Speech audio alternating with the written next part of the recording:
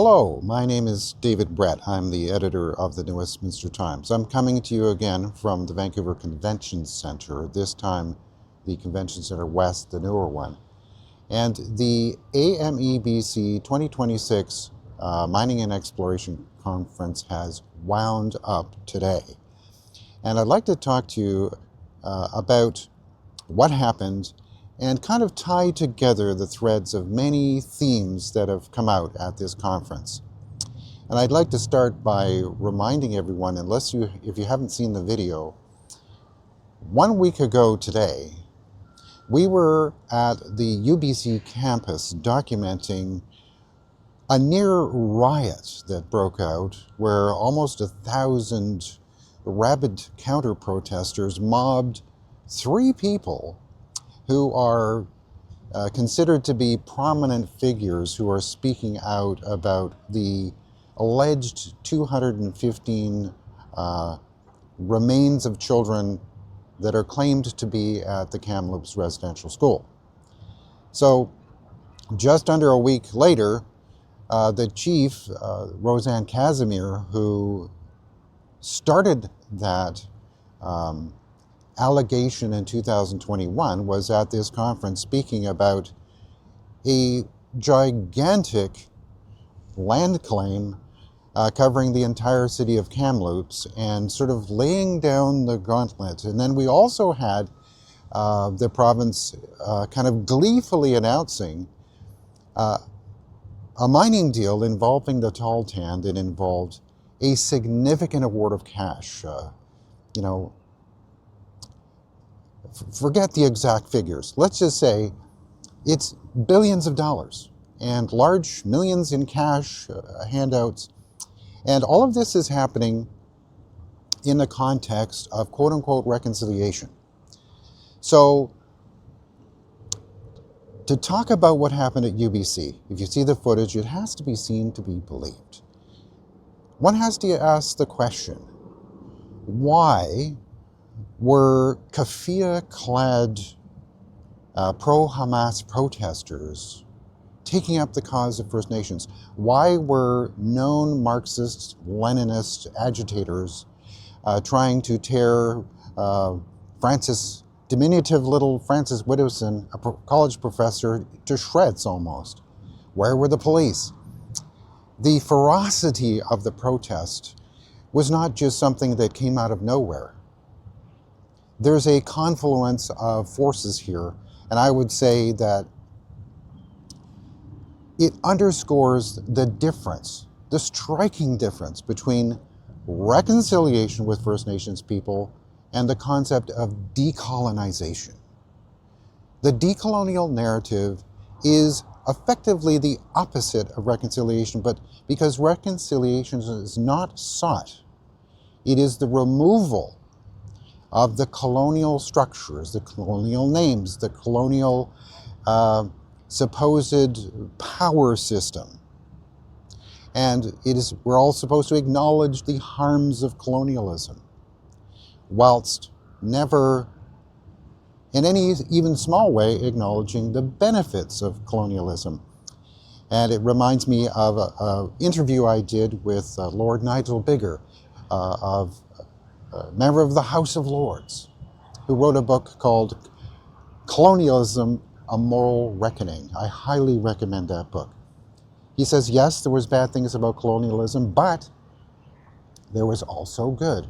And he also goes into a deep dive about what happened in Canada with Indigenous people and compared that to the United States. And he looks at colonialism and the relationship between the Crown and Indigenous people all over the world. So that is the backdrop of this conference here, this allegation of genocide at this event at UBC that we were documenting for the New Westminster Times. The constant refrain was genocide, genocide, genocide. So the allegation that anyone who dares to question that the geophysical anomalies in Kamloops might not be real, here we are 5 years later, And it's increasingly becoming clear that there will never, ever be ground truthing of those anomalies, that the trust in the existence of those anomalies is evaporating. So the genocide narrative has helped to fuel the negotiations and demands for compensation or reparations and all these blockbuster mining deals. So with that as sort of a backdrop, I'd like to talk to you about this, what I have in my hand. This is a piece of British Columbia jade. It's called nephrite jade. It is one of the largest producers of this kind of jade is British Columbia. This is the official provincial stone of British Columbia. So why am I talking about this? Well, there was kind of a poignant moment in the ceremony about the signing of the Skeena Eskay Creek gold mine agreement with the province and the Tahltan and the awarding of the permit to proceed with the mine, and also announcing this massive transfer of wealth to the Tahltan. Well, during the ceremony, there were handed out jade carvings to the officials, the government officials and the executives from the mining company. And it was noted that the jade came from Tahltan territory. It's very true. I happen to know a lot about this because I was part of a company that invested $500,000 in mining jade in 2015, and it was part of a TV show that you may have seen. It was called Jade Fever. So we mined about 60 tons of jade during that year and got to know the jade mining industry. So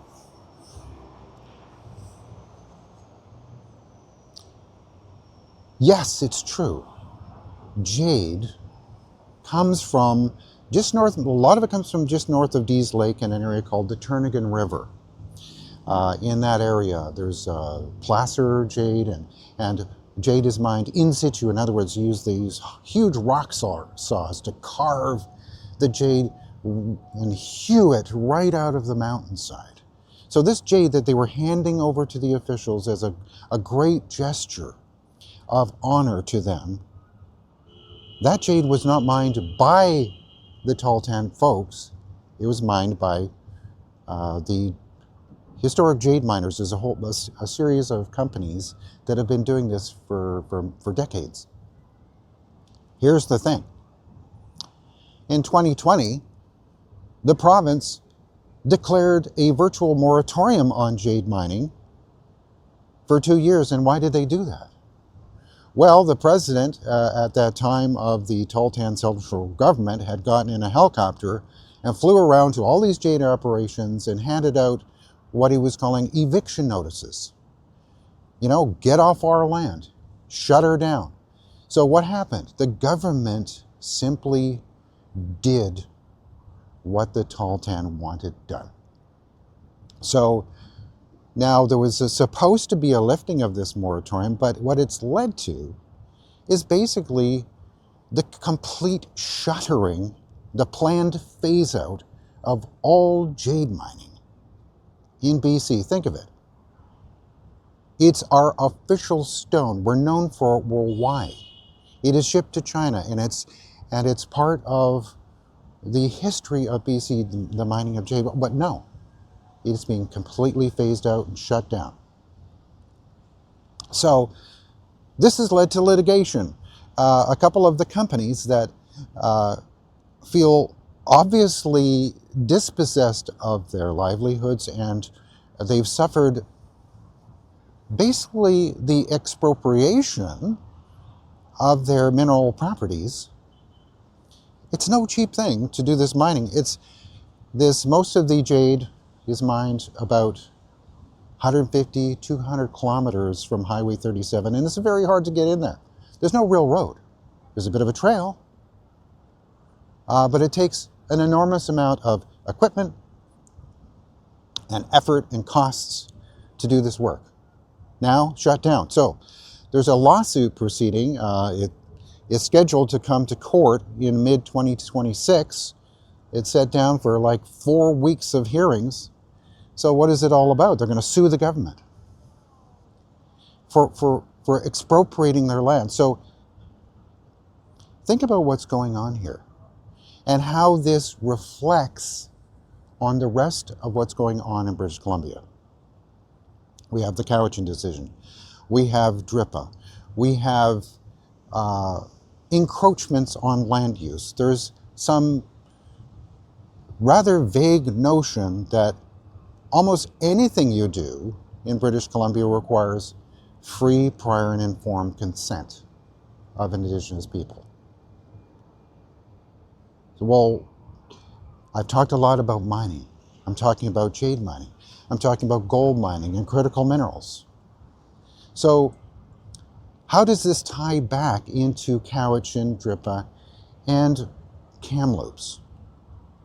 Well, the backdrop for all of this negotiation over and basically combating and this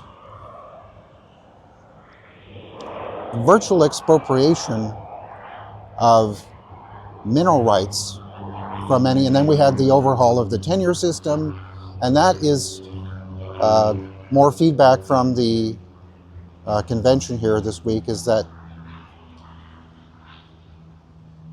people are very displeased with the staking system. It's a logjam. Someone told me that they had applied for claims 6 months ago, and they're just now going for consultation. So there's no telling. It's a black box. Nobody knows how the system is going to work. So the NDP government has pulled the rug out, right on out. So that's what's happening here. That's how it all connects back to average, everyday British Columbians who have private property that is now uncertain. Because why? Because of reconciliation. In the Cowichan decision, it has the word reconciliation like 40, 50 times. The context, the lens of reconciliation use. But here's the thing. It's not about reconciliation anymore. I have to say, and I've said it before, that I literally led a parade in my hometown about reconciliation. I partnered with the chief, and I created a parade float with First Nations people to bring attention to the plight of Indigenous people who had gone through residential schools. And so here's the problem. We're creating this us and them situation where people feel that they cannot speak out for fear of being labeled a racist or a, quote, even worse, residential school denialist.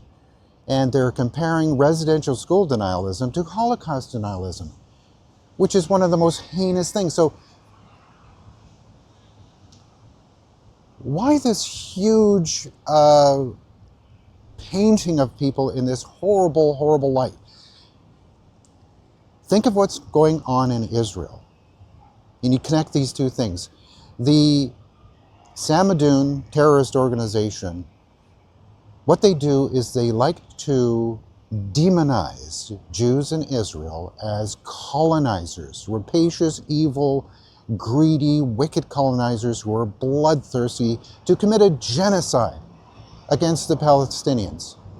So they use that same imagery to whitewash the entire Canadian society as a genocidal, bloodthirsty regime that committed a Holocaust against Indigenous people.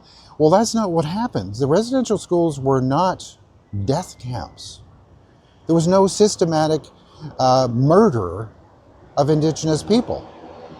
So the story about the mass graves and the 215 bodies conjured up, see, when you have a mass grave, it implies that all the deaths happened at once. There was a murder of a mass murder. Now, they later clarified that no, these are unmarked graves. But then they said they were not unmarked graves, they were ground penetrating radar anomalies. So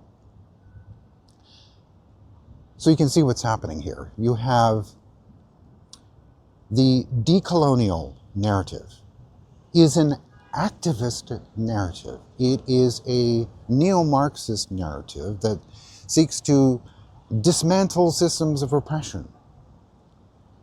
So this is what's happened.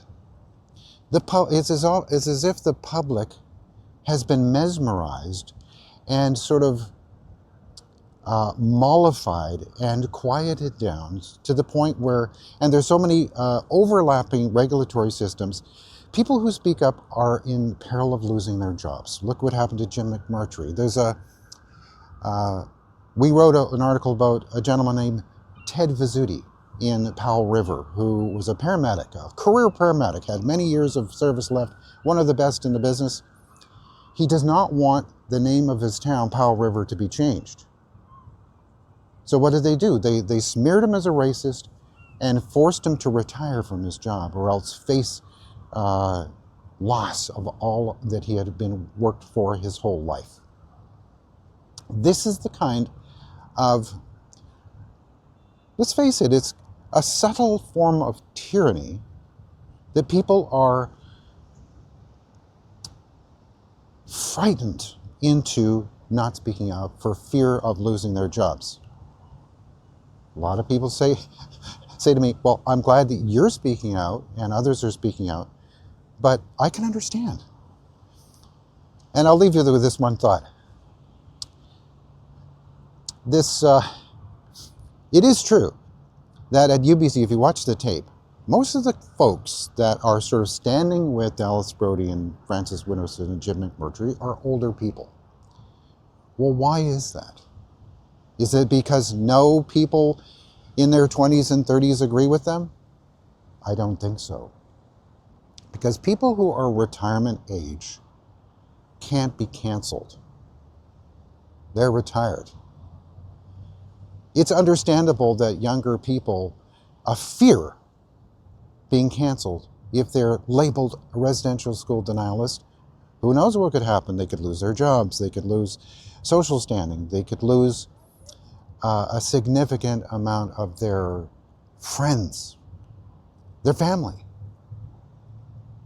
So, that's what happened at the AME Roundup 2026. There was a great celebration of handover of large amounts of money to Indigenous groups. But underlying it all is this sort of simmering, quiet background of backlash. You have these gigantic multinational corporations, the extremely wealthy companies that are writing big checks because they have the money and they think, well, the price of metals is very high. They can access the capital to make these payments. Well, how long will that last? And what about all the smaller companies? How are they going to manage? So that's the key message. It's don't let anyone tell you you're against reconciliation if you question the narrative of the graves in Kamloops, or if you question decolonization, if you push back on renaming things. That's not anti-reconciliation. Renaming streets and buildings, removing monuments, has nothing to do with reconciliation. That is part of what's known as decolonization. It's the Romans called it damnatio memoriae. You take one empire and you remove the figures who led that regime by removing their statues, defacing them, so that the people have no memory of them. The purpose of statues is just to remind people of history. So there is a subtle and gradual kind of removal of the historical truth of the province of BC. And it's not just happening in this province, it's happening throughout the entire Western world. We just happen to be in a very strange situation in BC right now. So what can be done about all this? I think it's evident that the BC NDP must be voted out of office. They're not going to change their trajectory. So who can dethrone the NDP? What would trigger an election? Are they going to repeal DRIPA? I don't think so. They keep saying, well, they're going to put in through amendments that'll take away the worst egregious parts of it. But look at the Conservatives. Are they really prepared to stand up and step out and make the arguments and say the things? The leaders, are they really prepared to get into the hurly-burly of these arguments and not shrink back? It seems, regrettably, the only person they kicked out, the only person who seems to be unflinching in the messaging around Kamloops and the problem with decolonization, and is labeled as a denialist, and there's all this vitriol and horror. So it's going to be a very interesting time in BC politics. It remains to be seen whether the Conservatives can galvanize and put aside their kind of pretensions to wokeness. It's as if they think they're going to win votes by outwoking the woke. That would never work. So meanwhile, there's going to be continuing uncertainty and continuing debate over these issues. This is the number one thing facing BC today. And it's playing out in the mining industry, which, as I said before, the BC NDP is seen as a savior to save the economy and to fight back against Trump, and elbows up. We're gonna replace. It's going to be the greatest gravy train. Well, how's that going to happen if we're transferring all the wealth to First Nations, and on the basis of a decolonial narrative which is not rooted in the values of the BC people or in history or of the free enterprise system? It's rooted in a completely different system. And people need to recognize that. It comes from a Marxist, Leninist, socialist, utopian view of society. We're all going to be indigenized. We're going to be like, look at this beautiful place we live in. We got the mountains, we've got the parks, we've got orca whales. This is a very intoxicating place we live in, BC. We want to be one with nature. And the Indigenous people are going to lead us into this this spiritual awakening. Well,